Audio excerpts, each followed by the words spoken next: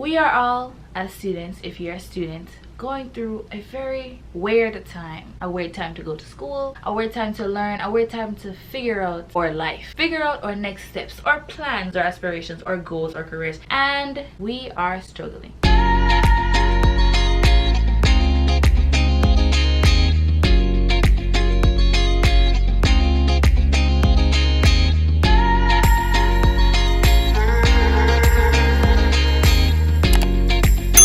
Hey guys, welcome back to my channel. It's your girl Abby, and today I'm going to be talking about how to study effectively. Now listen,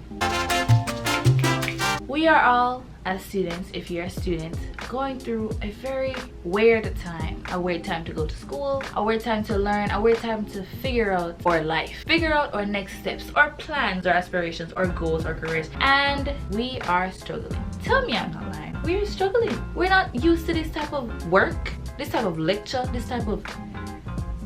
No, honey, I'm used to in-person classes. What is this? So I am here to give you some tips and tricks on how to study effectively. So I'm currently a senior. Yes, almost done. And I've been taking online classes since spring. Now some of us finished in spring, then taking in summer, but I also took some in summer.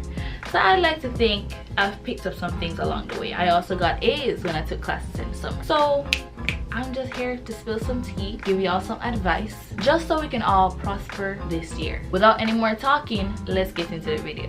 When trying to find out what study method works best for you, you first have to figure out, how do I learn best? What methods allow information to stick in my brain? Some people learn in different ways, and so you have to figure out what works best for you. Now there are 4 types of learners, and we are going to go through all 4 so you can figure out which one you are, and based on that, which type of methods work best for you. First we have visual learners, then we have auditory learners, then we have kinesthetic learners, and then we have reading and writing learners. So the first type is visual learners. So for visual learners, they tend to learn best when they see things. So things like pictures, diagrams, drawings, that allows them to understand a concept and see what exactly is being taught. They prefer to see calculations written out on the board. They prefer to watch experiments, and so YouTube videos demonstrating a topic might work best for you, or drawing on a whiteboard or drawing on any type of paper or constantly practicing and drawing things might be the easiest way for you to learn something or get a concept in your head. Another way that also helps visual learners is if you put physical charts up in your room. So like when I used to study French, I literally wrote down charts of French words and things and pasted them in my room, so when I woke up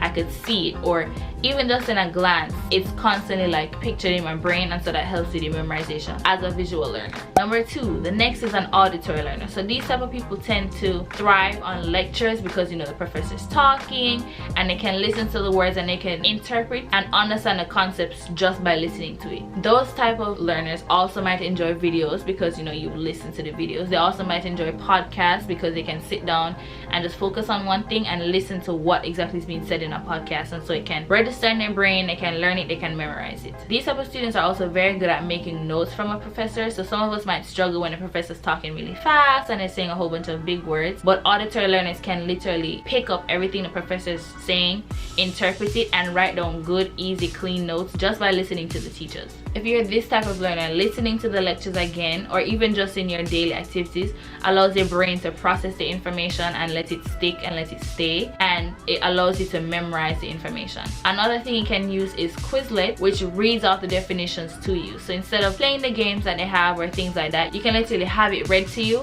That way you can hear it and understand it and things like that. Recording lectures and using voice memos also work well for you because you can go back into your phone and your notes and listen to what the professor's saying, and it's an easy way to get the direct information from the lecturer straight to you. Number 3, the third one is kinesthetic learners. So these are more tactile learners, physical learners. They like experiments because they can physically touch things. They can, you know, move things around. These are the types that like engineering or organic chemistry, where they're using like molecules and atoms and things like that, where they have to physically touch things. This might be very difficult for these type of learners in 2020 because there's less of a human interaction in their learning process. There's less of a physical teacher. There's no actual experiments. I mean, there might be a few, but it's kind of restricted and it's different. So those tactile learners, if you are, you're gonna have to find a way to rewire your brain or find another method that still works for you so you can study and get things done. The fourth type of learner is learners that like to read and write. So for these type of learners, long huge textbooks do not faze you. No matter how long the chapter is, you can read through it and highlight things, make notes in the margins, and pick up what's being said in the textbook as a concept. You can read for hours on a topic and not get bored, or I mean, you might get a little bored, but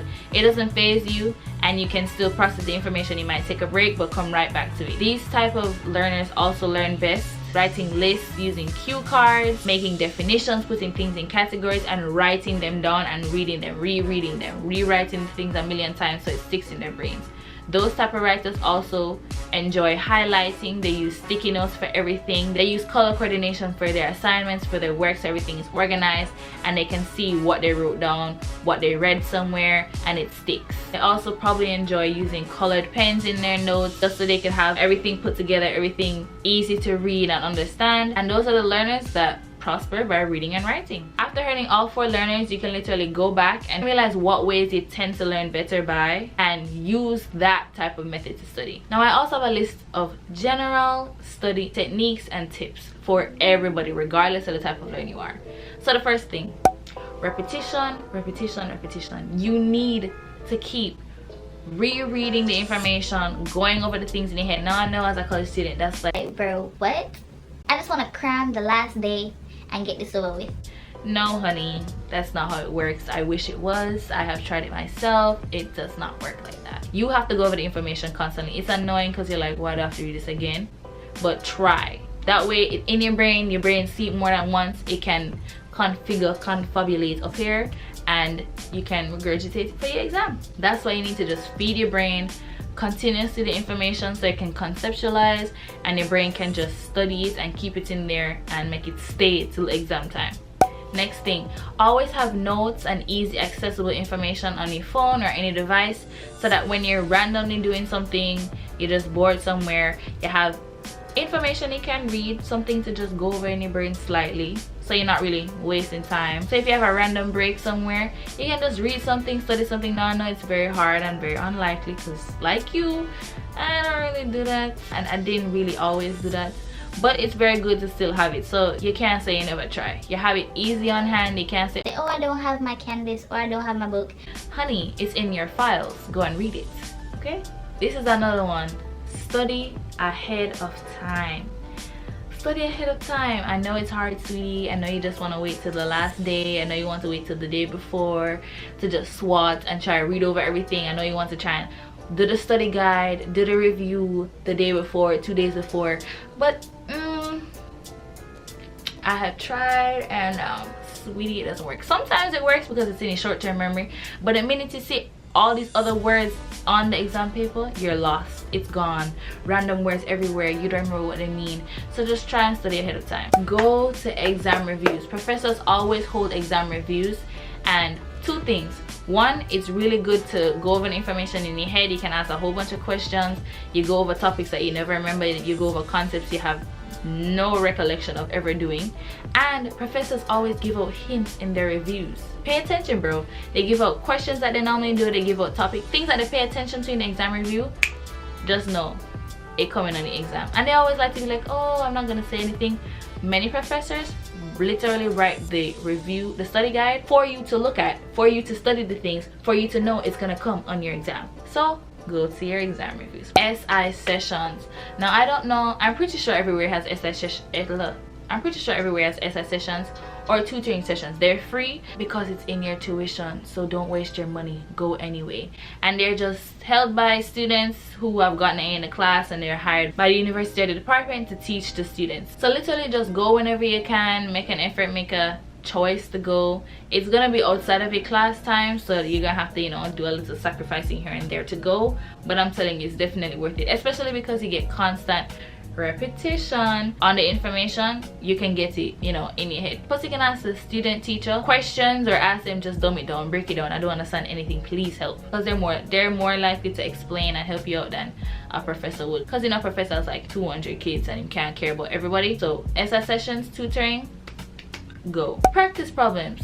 This is more pertaining to if you have any like math class or science classes where they have calculations and problems, or physics.